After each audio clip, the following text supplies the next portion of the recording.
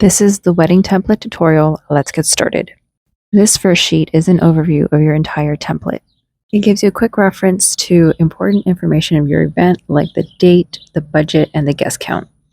It also includes information how to navigate your template. So please read through this thoroughly. Now let's get started with the budget sheet. This is already pre-filled with the most important things that's usually included in a wedding. This also mirrors on what I tracked on my wedding. So of course you can always add, delete, change anything related to your wedding. So before you start the budget page, go to the wedding details and type in your goal. Your goal will then be reflected on the budget page. So for example, 50 grand is your budget. It's a big budget, but let's work with it. Then, as you can see on your budget page, your goal is reflected automatically.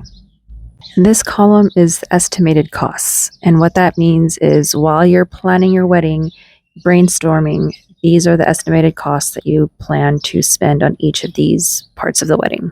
Again, part of your $50,000 budget goal. So let's start pre-filling these. For example, you want to spend $300 in the church, $100 for the choir, $50 for the offertory, $5,000 for the reception, and $1,000 for the florist. Again, these are all just arbitrary numbers. And then the actual cost column is the actual cost of these items based on secured deals and contracts. Now you can see on the top page that you have your goal, your actual budget based on the actual cost, and then your tracker. This tracker gives you how far off you are from your goal, meaning this is how much you are still able to spend. For example, let's make this so that we're over our budget. You can see here that you are way over by $32,000 on your budget. Now, once you start making payments, it will automatically track your payments. To keep you accountable, once you made a payment, type it down right away. That way you know the exact date that it was made. The same thing applies for the remaining payments after the down payment. It will be recorded on this column. Again, to keep yourself accountable, input everything on the day of, and then it's going to show you the remaining balance. And then once it's zero, you mark it as paid, and it will show the date of completed payment.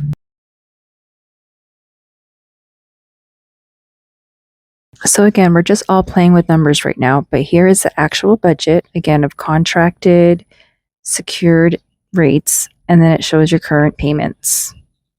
It matches your actual budget. And it shows here that you have a zero balance because so far for what you have contracted to pay for is paid for already. You can see when you go back to your wedding details sheet, your budget tracker mirrors your budget sheet, and it gives you a general overview of what you have so far. Now let's head over to the vendors. This sheet really isn't crucial to use because it's just a more detailed overview of your vendors. You have this same information on your budget sheet. What's more detailed about this is that it tracks the vendor meals and maybe just a little bit more information on your vendors. And it also keeps track of all the vendors that you have contracts with. That way you can try to avoid any breach of contracts. And then same formula applies here. Down payment, date of down payment, final payment, date of final payment. Whatever you add to this column will automatically be added to this drop-down menu on this column. So to keep track of meals, for example, this ABC company will be here all day. So I'm going to check mark breakfast, lunch, and dinner. This vendor will be here for breakfast, but let's get real. Photographers are there all day. So realistically, breakfast, lunch, and dinner. The live band will be here for lunch and dinner. On your main bar, you can see how many total meals you'll have to spend for, the rate, and the total budget for the meals. Now again, this sheet is optional, but maybe something to consider in your budget if you want to do vendor meals instead of vendor tips. Let's get to the guest list.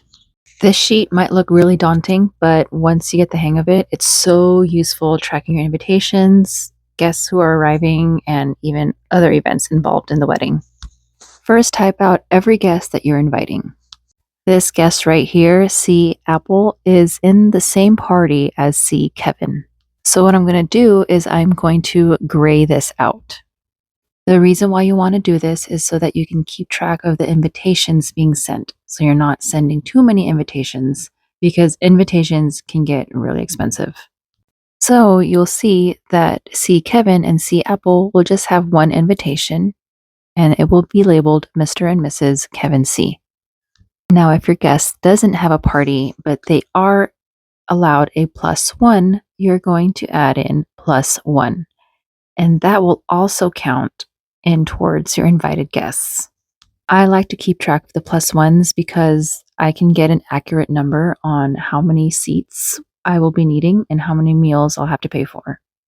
So I'm check marking everyone that has a +1. I'm unchecking this one because Kevin C already has a party with C Apple, so they don't get a +1. Most invitations with parties would not get a +1, and these two will get a +1 because they're not included in the party. You can now see the updated total number of guests invited, which includes the +1. Now head over to the RSVP tracking. This will track other events involved in the wedding, like the welcome lunch and welcome dinner. There are 2 check boxes just in case they have a +1.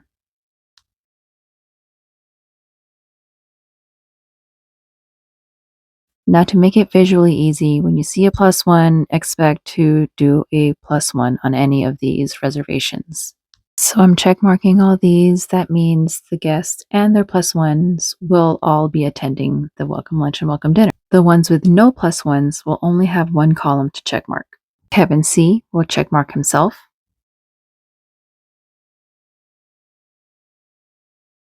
And then Apple will check mark herself too, but just say she doesn't want to go to the welcome dinner because she wants to be prepared for the wedding tomorrow.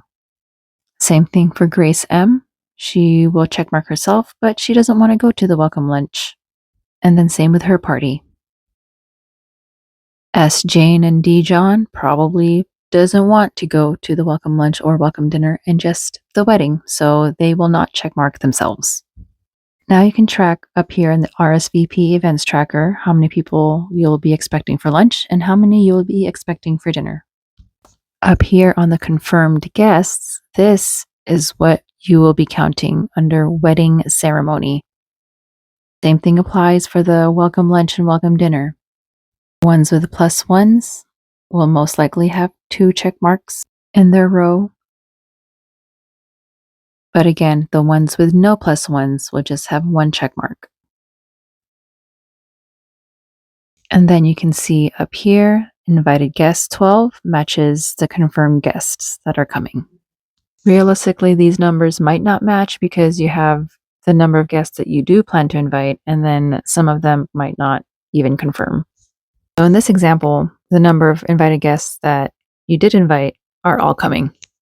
And here in your invitation tracker, this will track how many invitations you plan on sending and then how many invitations you have sent. And it will show you how many more remaining you will have to send. Let's get to the seating list. The seating list is set up based on what you inputted on the guest list. So here is the number of confirmed guests and the capacity for each seat is all inputted on the guest list. So let's just change this to 5. Now you go back to your seating chart. It automatically changes it to 5. This area down here is also formatted. This is a great way to track your seating arrangements. So you put the name of the guests and then you just start inputting them on in the tables that they're assigned to. And then you can see below where it says capacity assigned seats remaining, it will automatically tell you how many seats have been assigned and how many seats are remaining. The timelines, I think, were the most important part of the wedding for me and for everybody else involved because everyone gets a copy of the timelines. This is a big overview of everyone involved in the timeline, where everyone's at what time. That way, for any reason, if someone needs to know where someone's at, they know where they're at and at what time. Up here is your legend. You can label and color code it however you want to, just as long as it matches the timeline. So you see in my timeline, anything that is blue means that that is related to the photo video department. Anything that's orange is related to hair and makeup, and so on. This is all pre-filled based on my timeline, so you can change it however you need to, merge and unmerge cells to make it fit. But I just want to leave this in here so that you can have an example of how I use this timeline. You can edit everything in here, from the time to the size of cells, etc. On the bride column, this is her timeline. You can see here specifically at 6 o'clock, the rest of Team Bride would have to get ready by 6 a.m. So this whole block right here, they can do whatever the heck they want, but they just got to be ready by 6 a.m. for their hair and makeup. Same thing goes here for Team Groom. So the groom obviously doesn't need to wake up as early, so I block off those times. So by 6:30, everything should be done and photo shoot should be happening at this time. And then by 7:30, it's next set of photo shoots, and then so on. You can continue reading what is in this timeline. But you can see how everything all matches up with Team Bride, Team Groom. All up to 9:30, everyone needs to be ready to be transported to the church. Now this is the wedding timeline. Again, I like to do concurrent timelines for the couple and then the guests. That way the coordinator and everyone else who are involved know what the couple is doing and also what the guests should be doing. This just makes an easy flow transition from the church to the reception area, and that way everyone can get to the transport on time. So from 12:30 to 1 o'clock, the couple is still taking pictures at the church while the guests should be making their way to the reception. And when they get to the reception, the guests are doing the welcome hour, welcome cocktails, while the couple is in the ballroom doing their pictorial ballroom. As the doors are opening and then the pre-program reception, the couple will be resting, eating, and getting their makeups retouched. And then here you can see the rest of the program and how everything falls into place. Next is the individual timelines for each person in the entourage. This gives a more detailed timeline for each person in the entourage. It shows what they're doing and what they should be doing at a particular time and what location they will be in at that particular time. This is great for everyone to have, even for the coordinator. That way they know exactly where each person is at what specific time. Now these timelines, as tedious as it is, should match the pre-ceremony timeline. You can see here, Team Bride should be ready by 6 o'clock, and you can see here Entourage 1 is ready by 6 o'clock. Ready for transport by 9:30. In the pre-ceremony timeline, they should be ready 9:30 for the transport.